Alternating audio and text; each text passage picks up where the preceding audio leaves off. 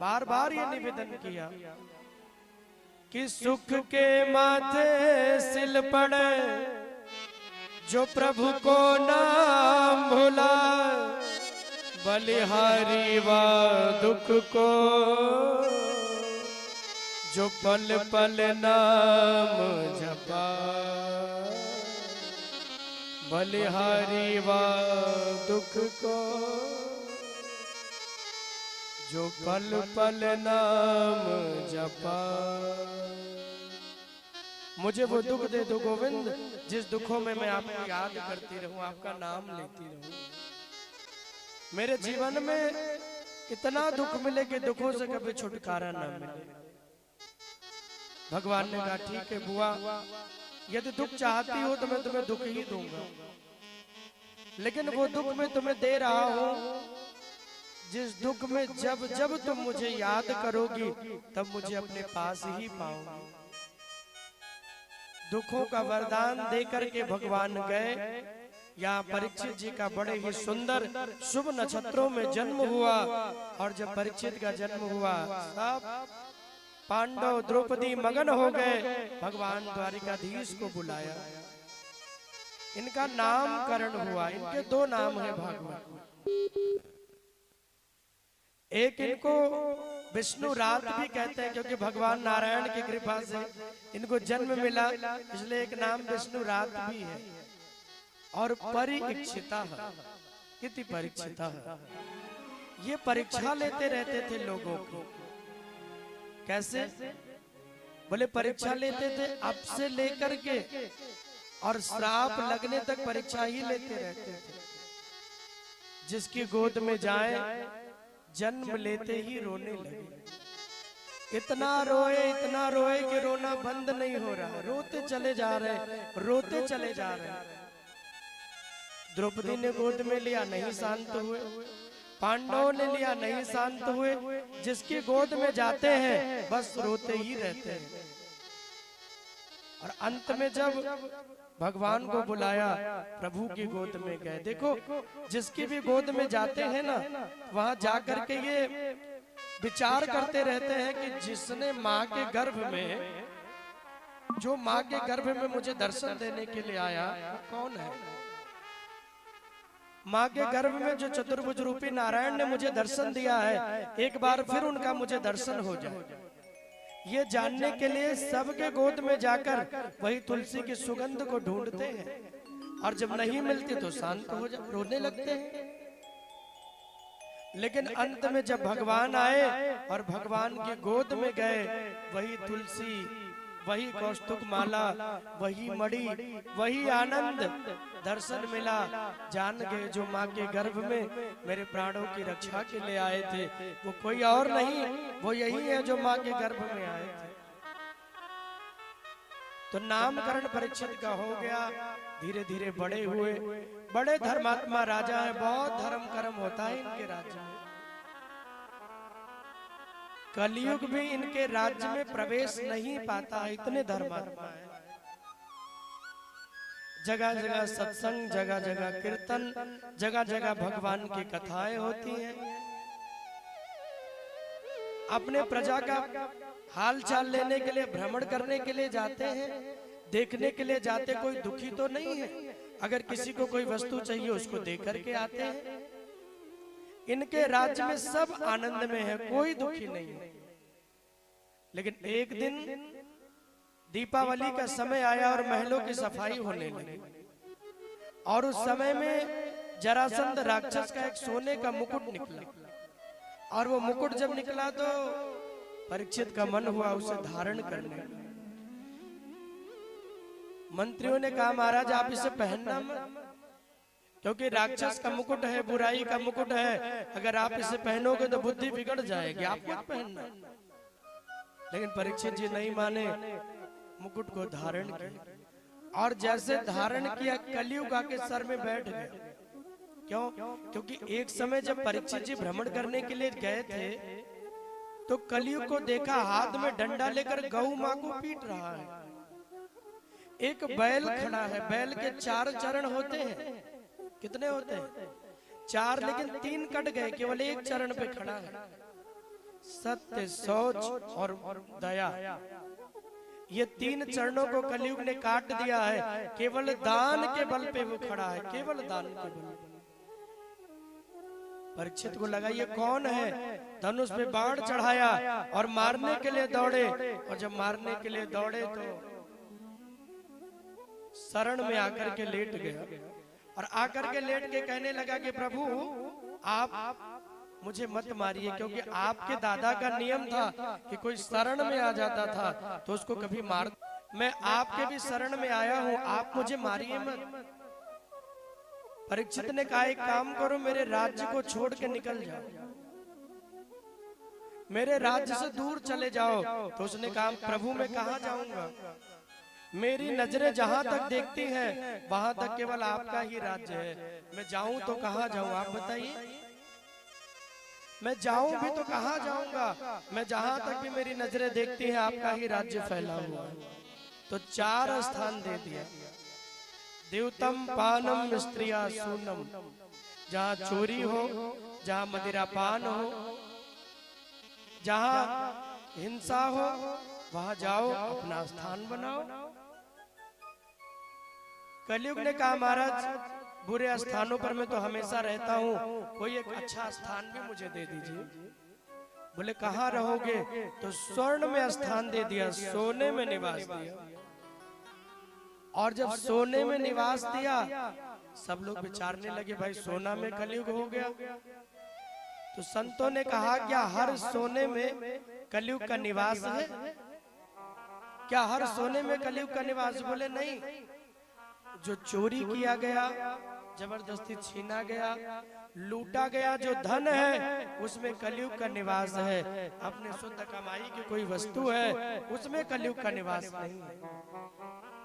और फिर रामायण तो कहती है कि कोई भी वस्तु आपको मिले, घर हो, मकान हो, दुकान हो, गाड़ी हो, कुछ भी हो, सबसे पहले उसे भगवान को समर्पित कर दो। तुम ही निवेदित भोजन करहि, प्रभु प्रसाद पट भूषण धरहि। कोई भी वस्तु मिले पहले भगवान को भोग लगा दो। भगवान को भोग लगाने के बाद प्रिय भक्तों उस वस्तु में कलयुग का जो दोष है वो समाप्त हो जाता है। मैं देखता हूँ कई लोग भोजन भी करते इतना जल्दी कर लेते हैं, भोग भी नहीं लगाते, इतना भूखे रहते जैसे बहुत दिनों से भोजन नहीं मिला, थाली आई नहीं कि तुरंत खाने लगे। देखो भोजन का नियम है, अपने शरीर को शुद्ध करके ही भोजन करना चाहिए। भोजन का पहला नियम जूता चप्पल पहन के भोजन नहीं होना चाहिए। आपको सबसे अच्छा है अगर नीचे कोई वस्तु मिले बिछा लीजिए, लकड़ी का कोई पेड़ा उसमें भोजन रख के भोजन करिए। आप अगर अपने टेबल पे भी खा रहे हैं तो हाथ पैर धुल के, मुंह धुल के, जूते चप्पल उतार के भोजन करना चाहिए। अन्न के लिए ही दुनिया में सारे काम होते हैं भाई। अगर पेट ना होती तो भेंट ना होती, क्यों शुक्ला जी? भाई पेट ना होता तो भाई आप कहते आओ कथा करो, मैं कहता कोई भूख ही नहीं लगती, कोई काम ही जरूरत ही नहीं, क्यों करूं भाई? आप भी क्यों कहते कि हम क्यों सेवा करें, क्यों भाव, क्यों भूख, किसी को भूख ही नहीं लग रही। जब ब्रह्मा जी ने पहले मानव को बनाया ना तो पेट नहीं बनाया, जैसे पीठ है वैसे पेट बना दिया। अब ब्रह्मा जी जो समझाए तो व्यक्ति माने ही ना भूख लगे ना ब्रह्मा जी की सुने। बड़ी चिंता में हो गए, नारायण के पास गए, बोले प्रभु हमने मानव बनाया, अरे हमारी कोई बात सुनते ही नहीं है, कोई हमारी दाढ़ी खींचता है, कोई कुछ करता है, हम क्या करें? बोले पहले उन्हें पेट बनाओ, उनको भूख लगेगी तो आप जो कहोगे सब सुनेंगे। तो जब पेट बनाया और फिर ब्रह्मा जी आए, बोले ब्रह्मा जी, बोले हाँ जी, बोले कुछ खिलाओ, कुछ दो, बड़ी भूख लगी है। बोले हम जो कहेंगे करोगे? बोले जो कहोगे सब करेंगे, पहले कुछ खिलाओ। तो पेट होता है तभी भेंट होती है। अन्न बड़ा शुद्ध सात्विक लेना चाहिए।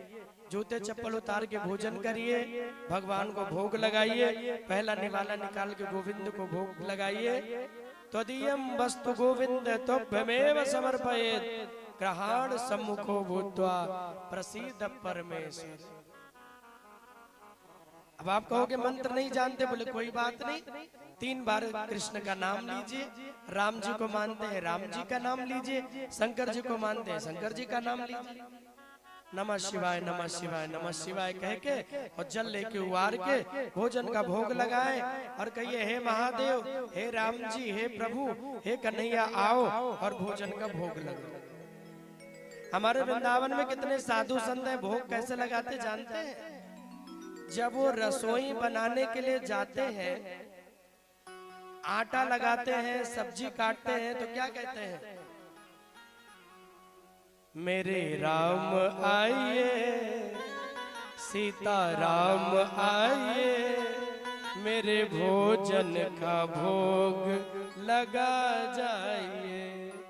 मेरे राम आइए, सीता राम आइए, मेरे भोजन का भोग लगा जाइए। ये कहते हुए आटा लगाते हैं, आटा गूंथते हैं, ये कहते हुए सब्जी को अमनिया करते हैं, ये कहते हुए दाल धुलते हैं, आहा दाल डाल दिया कुकर में, दाल उबल रही है। मेरे राम आइए, भोलेनाथ आइए, मेरे भोजन का भोग लगा जाइए।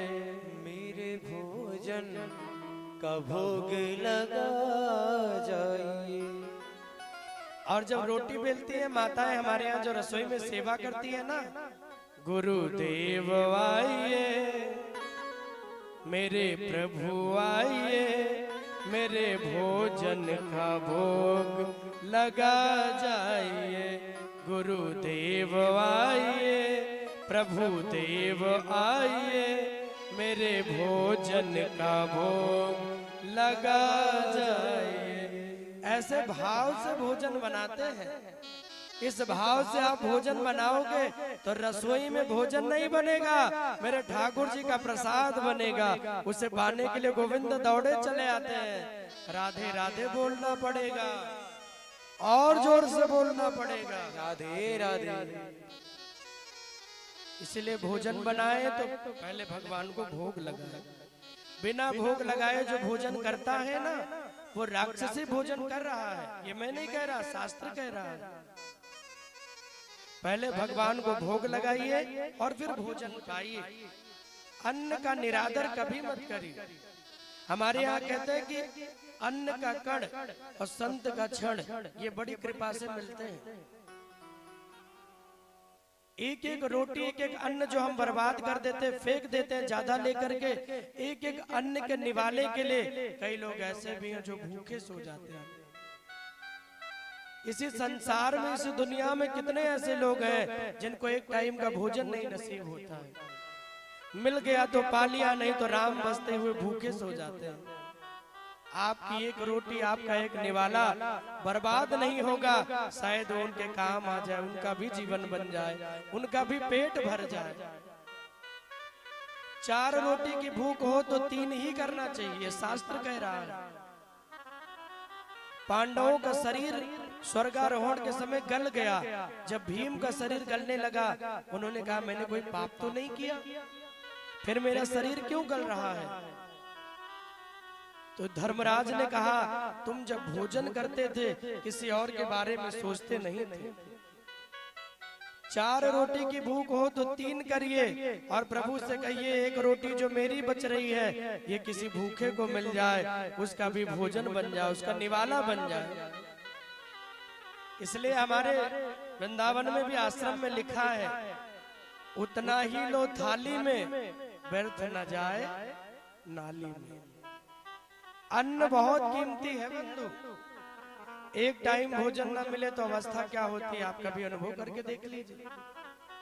इसलिए अन्न को बर्बाद नहीं करना है। संत का क्षण भी मिले, गुरु की कृपा मिले, भगवत कथा मिले, तो 1 मिनट भी नहीं छोड़ना है। जितना ज्यादा मिले उतना ज्यादा आनंद है, जितना मिले उतनी कृपा है। भगवान कहते हैं कि आज बुद्धि बिगड़ गई, क्यों? क्योंकि जब शरण में आया कलयुग 5वां स्थान सोने में दे दिया। आज बुराई के सोने का मुकुट परीक्षित ने पहन लिया, बुद्धि बिगड़ गई और शिकार खेलने के लिए गए तो समीक महात्मा का अपमान किया, गले में माला डाल दी सर्पों की। इनको लगा कि जानबूझ के नेत्र बंद किए हैं, इसलिए गले में सर्पों की माला डाल दी। और जब माला डाली, बाबा के नेत्र बंद है, कुछ बोले नहीं, शांत भाव से बस शांत रहे। और उनके पुत्र को जब पता चला तो पुत्र ने श्राप दे दिया, इति लंघति मर्यादन सप्तमा तच्चके घने। जिस भी राजा ने मेरे पिता का अपमान किया है, आज के 7वें दिन उन्हें तक्षक नाग डसेगा और ऐसे राजा की मृत्यु हो। आज अपने महलों में आए और जैसे मुकुट को निकाल के रख दिया, तुरंत ही बुद्धि सुंदर हो गई। विचार करने लगे, मैंने संत का अपमान किया है, लगता है मेरे जीवन में अब बहुत कम दिन बचे हैं। और यहाँ जब समीक महात्मा को पता चला, 4 शिष्यों को भेज दिया और शिष्य गाते हुए भगवान का नाम गाते हुए किस प्रकार आ रहे हैं। आइए बड़े भाव से गुनगुनाते हुए हम सब मिलकर सुंदर भाव से आनंद लें। बोले वृंदावन बिहारी लाल की।